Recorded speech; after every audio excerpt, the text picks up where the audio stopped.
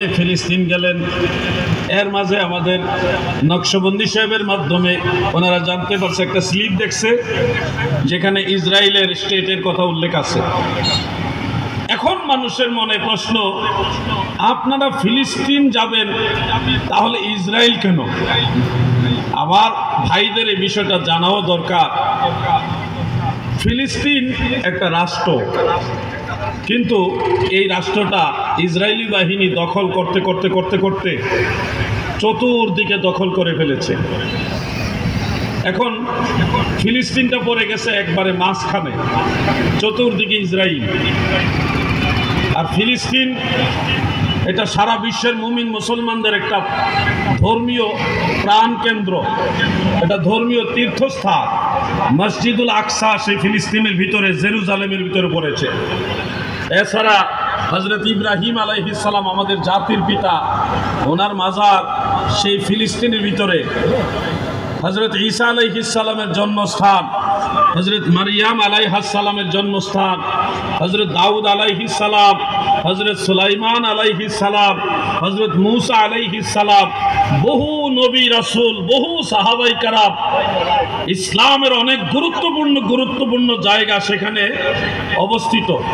যার কারণে ফিলিস্তিন আমরা যাওয়ার প্রয়োজন অনুভব করি। আমি আপনাদের কাছে জানতে চাই, যদি সুযোগ পাইতেন মসজিদুল আকসায় ফিলিস্তিন যাইতেন কিনা? সবার কি এরকম ইচ্ছা আছে? সবারই তো যাওয়ার ইচ্ছা আছে। এখন আমরা ফিলিস্তিন গেছি, আমরা ভিডিও বার্তার মাধ্যমে দেখিয়েছি, এমনকি লাইভ পর্যন্ত দিয়েছি। আমাদের এই ফিলিস্তিন যাওয়ার সফরটা কিন্তু হঠাৎ করে হয়নি। এই সিদ্ধান্ত ছিল প্রায় ৬-৭ মাস আগের। আমরা ফিলিস্তিন যাব এই সিদ্ধান্ত ৬ থেকে ৭ মাস আগে। টাকা পয়সা জমা দিয়ে দিয়েছি অনেক আগে। সেই সুবাদে সময় আসলো, আমরা সবাই কাফেলা করে ২৯ জন গিয়েছি। ২৯ জন সেখানে গিয়েছি। মনে রাখবেন, ফিলিস্তিন যাইতে হলে ইসরায়েলের কোনো ভিসার প্রয়োজন নেই। ইসরায়েলের কোনো ভিসা দিয়ে ফিলিস্তিন যেতে হয় না। তাহলে আপনারা যে একটা টোকেন প্রচার করেছেন যেখানে ইসরায়েলের স্টেটের কথা লেখা আছে, উত্তর শুনুন। আরব বিশ্ব ইসরায়েলের সাথে একবার যুদ্ধে জড়িত হয়েছিল।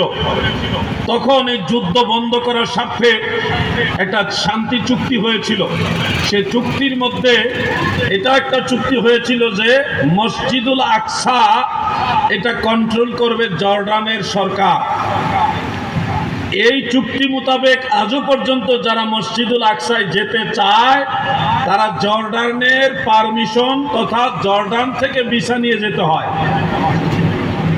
আমরাও সেই ধারাবাহিকতায় জর্ডান থেকে মসজিদুল আকসায় যাওয়ার পারমিশন তথা ভিসা সেটা নিয়ে ওইখানে রওনা দিয়েছি আল আকসা মসজিদের উদ্দেশ্যে। এখন যেতে হলে আপনাকে অবশ্যই সেই ইসরায়েলের এরিয়া ক্রস করতে হবে, এছাড়া বিকল্প কোনো রাস্তা আপনার হাতে নাই। আপনি যদি বলেন আমি সৌদি আরব যাব কিন্তু ইন্ডিয়ার উপর দিয়ে যাব না, তাহলে এক ধরনের একটা কষ্টদায়ক বিষয়টা। সেই বঙ্গোপসাগর পার হইয়া তাও তো ইন্ডিয়ার সাগর পড়তেও পারে। আপনি যদি বলেন আমি সৌদি আরব যাব, ভারত পাকিস্তানের আকাশ ব্যবহার করব না, এটা এক ধরনের আমাদের জন্য অসম্ভব। ফিলিস্তিন যেতে হলে অবশ্যই আপনাকে ইসরায়েলের বর্ডার ক্রস করে যেতে হবে। এখন ইসরায়েল আমাদের কাগজপত্র চেক করেছে, আমাদের সব কাগজপত্র যখন ওকে বা সঠিক পেয়েছে, বৈধ পেয়েছে, তখন তার একটা টোকেন দিয়েছে। এটা কোনো ভিসা না, এটা একটা টোকেন যে আপনার সব কাগজপত্র ওকে আছে। এটা নিয়ে আমরা আল আকসা মসজিদে গেছি।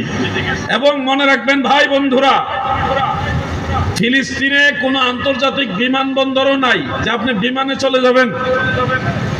ফিলিস্তিন ঢোকার জন্য আলাদা কোনো নৌপথ নাই যে আপনি জাহাজে চলে যাবেন।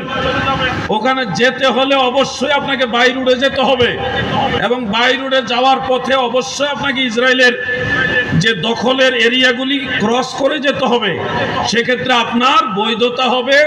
জর্ডান সরকার যদি আপনাকে অনুমতি দেয় তাহলে যেতে পারবেন, আমরা ওইভাবেই গেছি। বিষয়টা কি ক্লিয়ার হয়েছেন?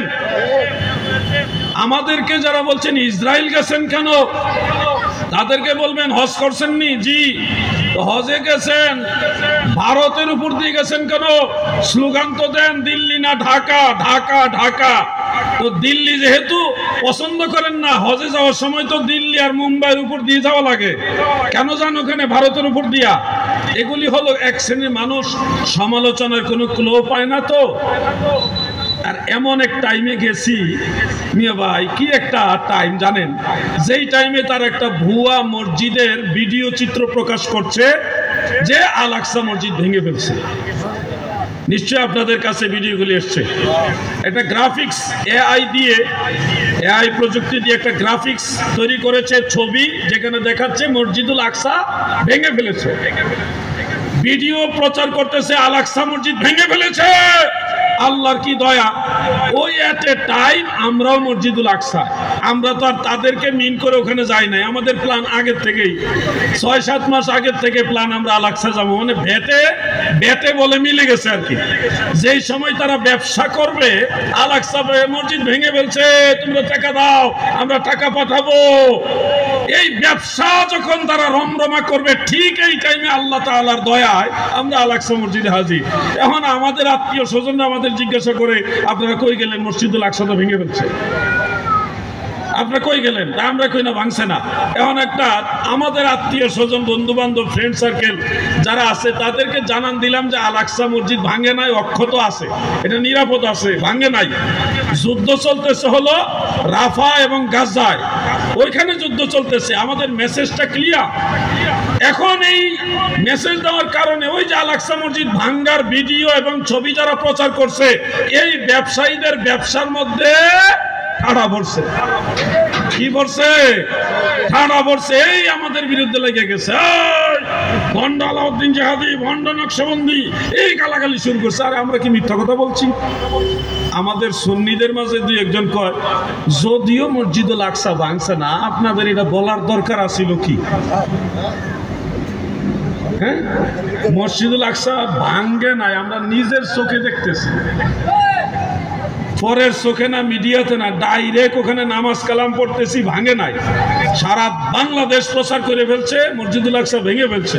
এরপরও আমরা কেন বললাম যে ভাঙে নাই? এইটা হয়েছে আমাদের